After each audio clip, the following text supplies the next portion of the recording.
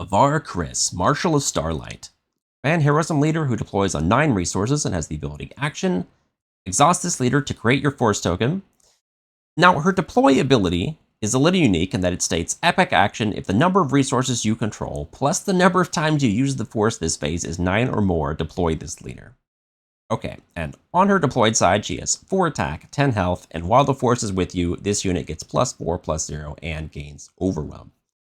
Alright, so we got an interesting one here, folks. So her leader ability is pretty simple. You just create your first token. It's her massive unit side, and more specifically, her unique deploy requirement that takes some real consideration here. So to deploy her sooner, you need to spend the force a lot in one round. Now, obviously, we don't have all the cards yet to know how to best do that, but what do we have so far?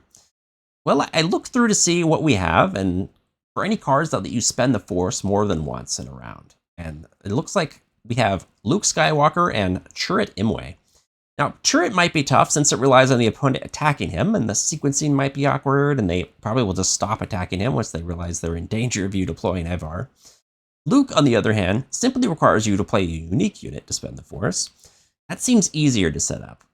There's the Jedi Counselor unit that spends the force to play a unit for cheaper, so that kind of synergizes as well. You could use that to play an Ambush Jedi. The Ambush Jedi attacks, gives you the force back, then you spend that for Luke's ability. Now, I'm not sure realistically how much you'll get to pull all this off. I'd assume it's pretty reasonable to deploy Avar around 7 resources, in which case you get the big beat stick of an 8-10 overwhelm. Even if you don't have the force when you deploy, you'll gain the force when you attack, so that works. Assuming you're playing the new common base, of course. But it can be tough to make a leader based around a gimmick work, but, I do think there's some potential here if we get some more cards to support this.